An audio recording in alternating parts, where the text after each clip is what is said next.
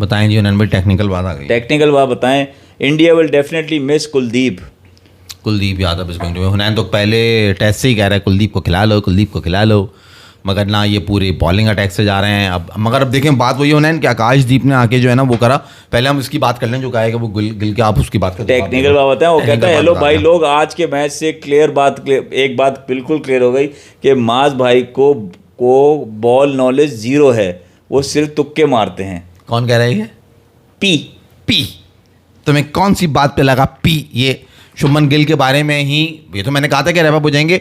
एक चांस, अगर तुमने बात गौर से सुनी, अगर शुभमन गिल रेजिस्ट कर गया तो हो सकता है कि 400 प्लस कर दें, वरना मुश्किल नज़र आ रहा है।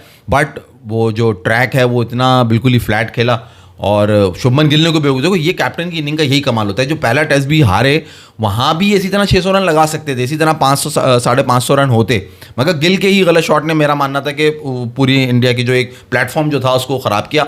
आज उसने उसको देखो, जब सेट हुआ तो उसने कोई ऐसी हरकत नहीं करी, हालांकि उसने बड़ा तेज़ खेला आज, वो उसने बाउंड्रीज भी आज ज़्यादा मारी, बट ही माना समहाउ मैनेज के वो आउट नहीं हुआ और उसने स्कोर बड़ा कर दिया। तो यही बात है कि यार तो भाई क्रिकेट बाय चांस हो गए ना, तो उसने उस दिन पहली इनिंग में किया था और दूसरे में आउट हो गया था, दूसरे दिन आज बच गया वो। आज नहीं बच्चा इन द सेंस, अब आई डोंट नो उसने कितने चांसेस थे, क्योंकि मैंने पूरा सही से फॉलो नहीं करा, कोई चांस निकला था या नहीं निकला था, कोई कैच उसका गया था या नहीं गया था, ये बात मुझे सही नहीं मालूम। मगर शॉट तो मारे ना उसने उठा के, उसने अपना स्ट्राइक रेट तो बढ़ाया। कल 50 पे था, आज 71 पे, if I am not wrong, 72 पे खेला, 72 के स्ट्राइक रेट पे। मैंने भी बिट्स एंड पीसेस में देखा है, लेकिन शायद कोई ड्रॉप तो नहीं हुआ। चांसेस मतलब हाफ चांसेस शायद निकले हो, एलबी की अपील वगैरह हुई हो या स्लिप कॉर्डन से गया हो, लेकिन ड्रॉप कोई नहीं हुआ। ड्रॉप और इंग्लैंड वैसे भी ये लोग कम ही ड्रॉप करते हैं, इनसे इतने ड्रॉप होते नहीं है। तो कैप्टन इनिंग खेली है गिल ने और पूरी तरीके से छाया रहा और 350 रन उसने जवान के बच्चे ने लगाए और रिकॉर्ड्स पे रिकॉर्ड्स टूटे हैं। Highest ever score by Indian batsman on England in England ground, in England, anywhere in England. इससे पहले highest score I think Sunil Gavaskar साहब का था और उससे पहले राहुल द्रविड़ थे। आई थिंक 217 कुछ रन राहुल द्रविड़ के हैं, 221 रन सुनील गावस्कर के, और शुभमन गिल ने डायरेक्ट मतलब पहला 250 लगाया उन्होंने भाई, इंडिया की तारीख का पहला 250 इन इंग्लैंड। और बीइंग अ कैप्टन भी हाई स्कोर है, और इससे पहले 253 और 240 समथिंग एंड 200 एंड समथिंग जो है ना वो विराट कोहली साहब ने स्कोर किया हुआ as a captain. Nonsensical analysis is the best. वाकई में बेस्ट होता है, मजा आता है कि ये बकवास सुनो, मजा आएगा। भारद्वाज नहीं, AJX ने लिखा है आपको। AJX, अगर आपको सुन के मजा आया तो थैंक यू। अबे वो नॉन कह रहा है, नॉन सेंस वाली बात नहीं कर रहा वो, कर उसको लग रहा है नॉन सेंस कह रहा है वो। ठीक है ना, उसको लग रहा है वो खुश हो रहा है, खुश हो ले भाई। जिस बॉल पे आउट हुआ गिल, उसके अलावा 269 की इनिंग में एक भी फॉल्ट शॉट नहीं था। ऐसे ग्राउंड भी पे जो लंबा खेलेगा वो ही रन बनाएगा, टुल्लागिरी नहीं बनती यहाँ रन्स। आई गेस बॉल नीचे ही रह रही थी। जेफरी बॉयकॉट क्या कमेंट्री के लिए आया था? यार देखो मैच असल में आज का कुछ है ना इस तरह से देखा नहीं, सिर्फ हाईलाइट्स देखी, मगर जेफरी बॉयकॉट की मैंने आवाज़ नहीं सुनी। Jeffrey boycott said Gill batting is so nice. क्या बोला उसने? अच्छा, गिल बैटिंग, गिल तो यार एलिगेंट, मतलब बॉयकॉट ने कहा है तो भाई तारीफ करिए तो बड़ी बात है, क्योंकि जेफरी बॉयकॉट जो है ना वो बड़ा ब्लंटली इंडियन बैट्समैन को जो है ना बुरी तरीके से, और अच्छा नहीं लगता तो वो रबिश भी फौरन बोल देते हैं। वही मैं कह रहा हूं ना, ब्लंटली उन्होंने बहुत कुछ कहा। आज बंदा 250 स्कोर कर रहा है, उसकी तो तारीफ बनेगी ना। फैसल, कल जो उसने सेंचुरी की है ना, कल जो उसने सेंचुरी की, इंग्लैंड में एक नया तरीके से अब स्टैट्स निकालते हैं कि जो शॉट खेल रहे हैं ना कितना कंट्रोल परसेंटेज है।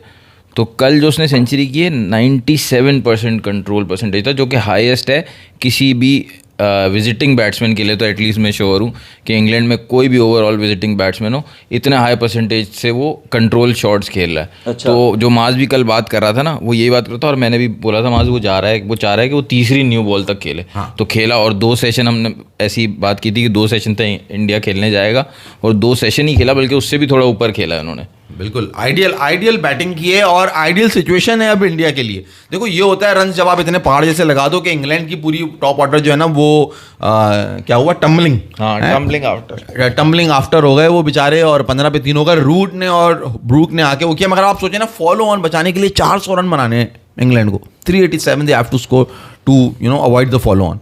This is a big task. पहले तो ये आपको फॉलो ऑन के टास्क है कि यार ये मेंटल प्रेशर आई है ना आपके 400 रन बनाने फैसल साहब, अगर फॉलो ऑन से बचना है। मौसम मजेदार है, बॉलर इतना ठीक है, बॉलिंग करके एक एनर्जी तो जाती है, मगर धूप जो आपको मारती है वो मारती है। इंग्लैंड का मौसम ऐसा होता है कि आप फॉलो ऑन देके अगर 350 पे भी उनको आउट किया और सिर्फ एक दिन बाकी है, यानी कि तीसरे दिन अगर इंग्लैंड बैटिंग कर लेता है, स्लो भी खेलता है, खैर ऐसा हो तो नहीं सकता, मगर आप लगातार बॉलिंग पे जा सकते हो।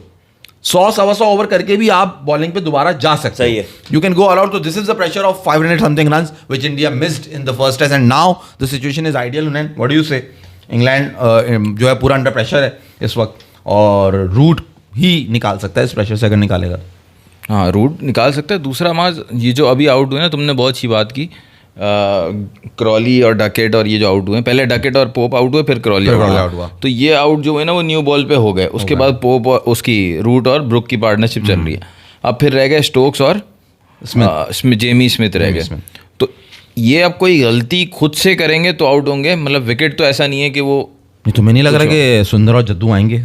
सुंदर और जद्दू आएंगे, कितना परचेज मिलता है मतलब ये सेकंड इनिंग्स में, मतलब ओवरऑल सेकंड इनिंग में। इंग्लैंड की तो फर्स्ट इनिंग्स होगी, इतना ज़्यादा तो नहीं मिलेगा। करना तो अभी फास्ट, इनका काम तो मेरे ख्याल से सेकंड इनिंग्स में होगा, जो इंग्लैंड की सेकंड इनिंग होगी उसमें होगा। डे या 5th डे में सुंदर की बॉलिंग चलेगी, क्योंकि ज़्यादा करके लेफ्ट हैंड बैट्समैन को आउट करेगा। क्या कहना है आपका? हाँ, चलेगी, उसकी बॉलिंग चलेगी, लेफ्टी के अगेंस्ट ही चलेगी। खासतौर पे अगर वो बेन डकेट अगर रुकता है, जैसे अभी तो पहले आउट हो गया लेकिन वो लंबा खेलता है, फॉर्म में है, तो बेन डकेट को अगर उसने कंट्रोल कर लिया ना, क्योंकि बेन डकेट उसको सेट नहीं होने देगा, उसको पता होगा कि ये मेरी विकेट लेने आया है, तो वो स्वीप और रिवर्स स्वीप दोनों करेगा। वो उसको फौरन वो चाहेगा इसको अटैक से निकालूं, तो वहां पे अगर वो बेन डकेट की विकेट ले ले, क्योंकि वो डेंजरस होगा, उसको रोक के नहीं खेलेगा बेन डकेट। बहुत जल्दी बहुत आगे चलेगा। सवाल आया ना, मैं थोड़ी गया हूँ। नहीं, वो 4th day 5th day batsman को क्या देख रहे हो? मुझे तो आपको लग रहा है एक इंग्लैंड फाइट देगी, इंग्लैंड ट्रम्बलिंग डाउन हो जाएगी?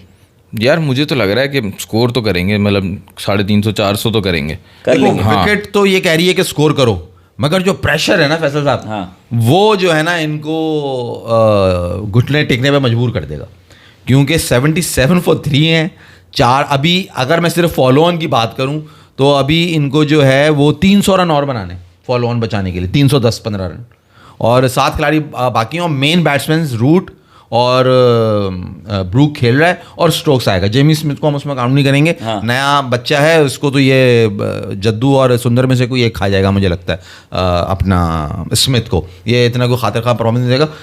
तो पूरी ग्रिफ है इंडिया की, और मैच यहां से तो पकड़ना ही पकड़ना चाहिए। इंग्लैंड को बहुत एक्स्ट्रा ऑर्डिनरी खेलना पड़ेगा, जैसे ब्रूक ने पहले मैच में वो जो डिफरेंस क्रिएट किया था ना, कि हम उसे कह रहे थे जो मोस्ट वैल्यूएबल इनिंग है वो 99 रन की, वो ब्रूक की थी। ब्रूक ने अगर और रूट ने मिलकर कुछ बहुत एक्स्ट्रा ऑर्डिनरी करा तो वो इंडिया के करीब आ सकेंगे, वरना दे आर अंडर प्रेशर और बहुत मुश्किल नजर आ रहा है यहाँ से मैच बचाना। इंडिया को आउट तो करने 20 खिलाड़ी, अब डिपेंड करेगा उनके स्पिनर्स पे। आकाशदीप ने तो ऊपर से काम कर दिया उन्हें। देखो, रूट और ब्रुक इन दोनों में से कोई एक तो सेंचुरी बना लेगा इस विकेट पे, मुझे तो लगता है। सही है, ऐसा तो नहीं है कि ये विकेट दे देंगे। न्यू बॉल ही था जब ये आए थे, 15 पे 3 आउट हुए थे, इन्होंने मैनेज कर लिया।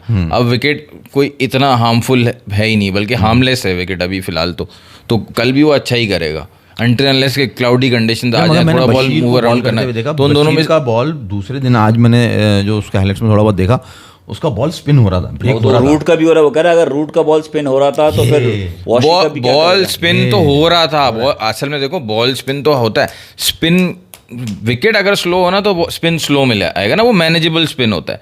विकेट अगर जो इंग्लैंड ने जो दिया है ना अभी, और इस पे स्कोर भी जो ज़्यादा बन रहे हैं, मुसलसल स्कोर ज़्यादा बन रहे हैं ना यार, सही, तो वो इसी वजह से बन रहा है। की तो तारीख है कि वहाँ बड़े बड़े रन्स बनते हैं। तो वो काम तब होगा जब रफ मार्क्स बनते हैं, और फिर जब उससे स्पिन होता है तो थोड़ा तेज स्पिन होता है, वहां पे बैट्समैन को मुश्किल बहुत टेक्निकल बात कर दी उन्होंने भाई ने। भाई सुन लो ये बात, स्पिन तो हो रहा है, मगर अगर विकेट स्लो है तो वो स्पिन इतना कारामद नहीं होगा। जो रफ पैचेस बनेंगे बॉलर्स के पैरों से, वहां जो बॉल पड़ के हल्का सा तेज और वो होता है ना, वो मुश्किल पैदा करेगा। तो हुनैन का मानना यही है भी कि पहली इनिंग में इतना खतरा लाहक नहीं है आपको सुंदर से, ऑल्दो बॉल स्पिन हो रहा था but it was a slow spin, there is no doubt about it. Saying it right, मैंने देखा था। अच्छा, ball was spinning but slow. यहाँ पे लोग बहुत सारे मैसेज कर रहे हैं, एक बड़ा इंपॉर्टेंट बात कह रहे बाबर और गिल का कंपैरिजन लोग करते हैं। किसने करा है? सभी करते हैं। रिश्ते में कि रिश्ता जहां दोनों का हो रहा है या खेलने की बात कर रहे हो तुम? मतलब कंफ्यूज कर दिया मुझे। तुम यहाँ पे मुझे ऐप वाला काम शुरू कर दिया तुमने। तुम शादी के रिश्ते कराते हो या तुम क्रिकेट पे एनालिसिस करते हो? खाला है ना ये। गिल वो बाबर का होगा कंपैरिजन तो सचिन से होगा, बाबर का कंपैरिजन होगा तो कोहली से होगा, बाबर का कंपैरिजन होगा तो गिल से होगा। अबे ये उसका पीछा क्यों नहीं छोड़ देते? उसको सारा के साथ रहने दो ना यार। सारा के साथ मतलब सारा के साथ उसका जोड़ बनने दो। ये गिल को बीच में लिया है, अब बात कर रहे हैं कंपैरिजन की। मतलब किस चीज में कंपैरिजन कर रहे हो भाई तुम गिल का उसके साथ? 200 रन पे 200 रन किए कभी बाबर? 196 तो करे ना उसने कराची में ऑस्ट्रेलिया के खिलाफ। वो बात करें उसकी सेना कंट्रीज में। हमें टेस्ट मैचेस कितने मिलते हैं? 2-3, इनको 5-5 मैचेस मिल रहे हैं। अब आ गए, अब उस पे आ गए, गर्दन से ही नहीं काटी। अब आ गए। हमें मिलता क्या है? आपने हमें दिया, वो बच्चे नहीं बोलते हम, आपने हमें दिया क्या है? हमें पहले पैदा करके इतना बड़ा कर दिया, आपने हमें दिया क्या? तो यार फैसल ये देखो, ये उंगली करने वाले पंगे वाले मैसेजेस तुम नहीं, दोगे ना तो बात फिर सही पंगा देखो, होगा। इस वक्त बात देखो सही है।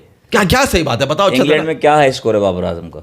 बाबर आजम ने 100 ये इंग्लैंड में टेस्ट मैचेस में 100 बार उसकी जब वो अपनी प्राइम जब वो आया था ना, प्राइम कर में रहा नहीं था, पहली इनिंग में उसको पहली इनिंग में था, मगर वो उसका प्राइम ही था वो। हाँ, वो वहाँ प्राइम उसका अच्छा हाथ टूट गया था। पहली इनिंग में प्राइम नहीं प्राइम होता। खत्म हो गया उसका मतलब। हाँ? बाबर आजम का प्राइम खत्म हो गया। नहीं, उसके बाद वो दोबारा उसको वहां मौका, इंग्लैंड में कितने मैचेस खेले उसके बाद बाबर ने यार? एक सीरीज और खेली है, 2 टेस्ट मैचेस खेले हैं मेरा ख्याल है। हाँ उसके बाद एग्जैक्ट मुझे नहीं पता कितने टेस्ट मैच खेले, सेंचुरी नहीं है ये पता है। अब तुम मुझसे कह रहे हो कि मैं रिकॉर्ड निकालूं बाबर ने इंग्लैंड में कितने मैचेस खेले हो, कितने रन बनाए, तो मुझे 2 मिनट दो, तुम दूसरे सवाल ले लो, मैं निकाल हाँ, वो दिखा दो। मगर हाँ। उससे साबित क्या हो हाँ, जाएगा? दिखा गिल दो। ने कितने मैचेस खेले हैं, उनका क्या एक्सपोजर, उनको कितने? ऑस्ट्रेलिया में कितने मिलते हैं, कितने इंग्लैंड में बताओ। उन्हें कितने मैचेस मिलते हैं? पिछली सीरीज में भी ये खेला था वहां इंग्लैंड के अंदर, ये सीरीज भी ये खेल रहा है 5-5 टेस्ट मैचेस की। बाबर को तो इतना मौका नहीं मिला ना। तो ये तुम ये मगर गलत तो बात नहीं बाबर करो ने- ना यार। अगर नहीं में तो बाबर ने 200 भी नहीं किया हुआ। बाबर गिल का का 200 पहला नहीं 200 है, बाबर का टेस्ट मैचेस में 200 गिल नहीं का है। पहला 200 है। गिल का पहला 200 है, पहला मेड इन डबल टन है उसका। 200 से पहले एक दफा आउट हुआ है, क्लोज 190s में आउट हुआ था मेरा ख्याल है। बाबर गिल ने हाईएस्ट जो आज किया था ना, वो जो 149 जो आज किया था, वो उस दिन जो किया था वो भी हाईएस्ट था उसका भाई। यार जरा 90s किसने अब वो नहीं, मिल गया यार। 190s सुनो नहीं हेलो किया उसने। जवाब मिल दिया, बदबदी ने हाँ। दे दिया। अब सो जुड़ने की Babar Azam in 8 test in England and 250s only, highest score 69।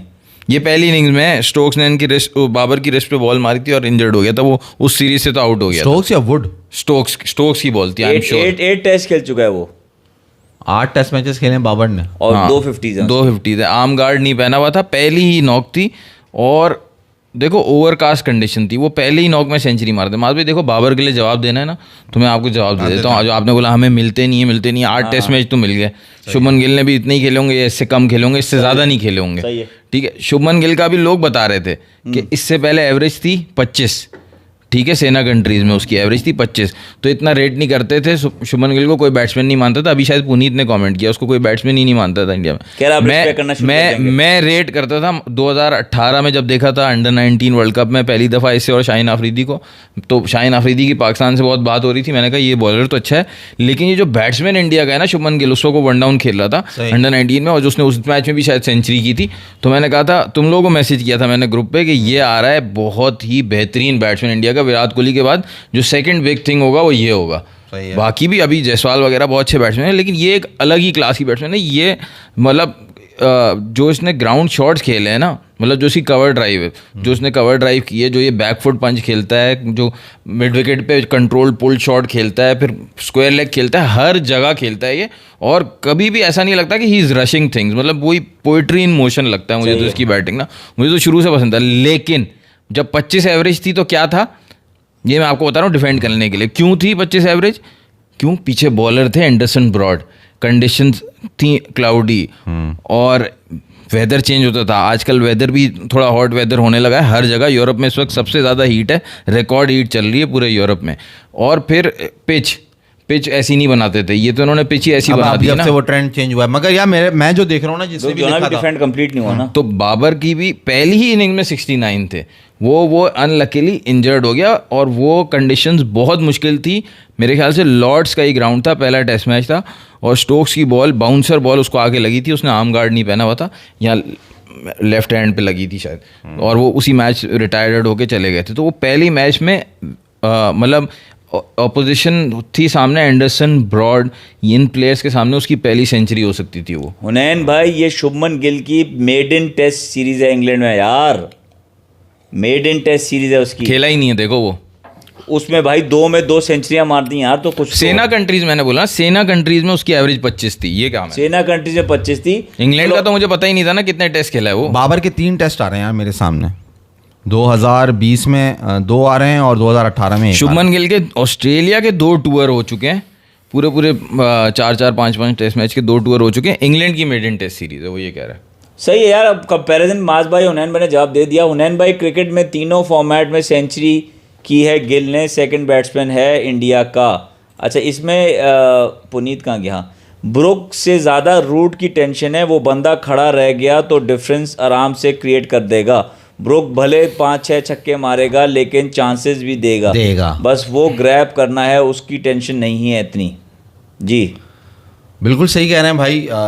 Root जो है ना वो लंबी रेस का घोड़ा है, और ब्रूक जो है ना वो हड़ाउड़ी करेगा और चांसेस बिल्कुल मिलेंगे। आपने बिल्कुल ये बात सही कही है। और रूट के ऊपर मगर यार प्रेशर इस वक्त बहुत है। इस वक्त तो मुझे लग रहा है इंग्लैंड हो गया, चारों खाने चित हो नहीं, गया। अब जो बड़ा मुश्किल है इंग्लैंड का 400 रन यार। इंग्लैंड का जो खेलने का तरीका है ना कि वो तेज स्कोर करके सामने वाले पे प्रेशर बनाते हैं कि तुम कर लो 400 रन, फिर देखो हम कितना स्पीड में करते हैं। तो वो अपनी जो रैपिड स्पीड है ना उससे प्रेशर बनाते हैं वो। ब्रुक्स अगर खड़ा रहेगा, वो कमेंट बिल्कुल पुनीत सही कर रहा है कि उसकी टेंशन बेशक नहीं होगी जब तक वो 100 नहीं बनाता। उसने अगर 100 बना दिए तो उसकी स्पीड वो होगी जो शुभमन गिल की 200 से 250 के दरमियान थी। फ्लैश की तरह शुभमन गिल 200 से 250 में पहुंचा है। वो तो खेलेगा और इसी ब्रुक के तो स्ट्राइक स्टार्ट ही में। शुरू से ही तेज खेलता है, खेलेगा इसी के रूट स्ट्राइक की में। बात बिल्कुल सही है। रूट ब्रुक अगर जल्दी भी आउट हो गया तो एक पार्टनरशिप ब्रुक के साथ लगा लेगा, एक स्टोक्स के साथ लगा लेगा, एक जेमी स्मिथ के साथ लगा लेगा। वोक्स भी बहुत अच्छा खेलता है, वोक्स की भी बैटिंग बहुत अच्छी है। तो वो रूट अगर खड़ा रह गया वो सबके साथ पार्टनरशिप लगाता जाएगा और इंग्लैंड का स्कोर 400 पार तो करवा ही देगा रूट आराम से। तो वो इंडिया के करीब आ जाएगा। Now Gill is the only batsman now to score 200 in Test, 200 in ODI, 100 in T20 against Sena teams in Sena countries. Amazing भाई। देखो गिल की एबिलिटी पे तो किसी को डाउट है ही नहीं ना यार, मगर वो जिस तरह से अपने आप को प्रूव कर रहा है, क्या रिकॉर्ड बताया मतलब बेहतरीन आपने ये अगेन जो सेना कंट्रीज में रिकॉर्ड निकाल के बता दिया।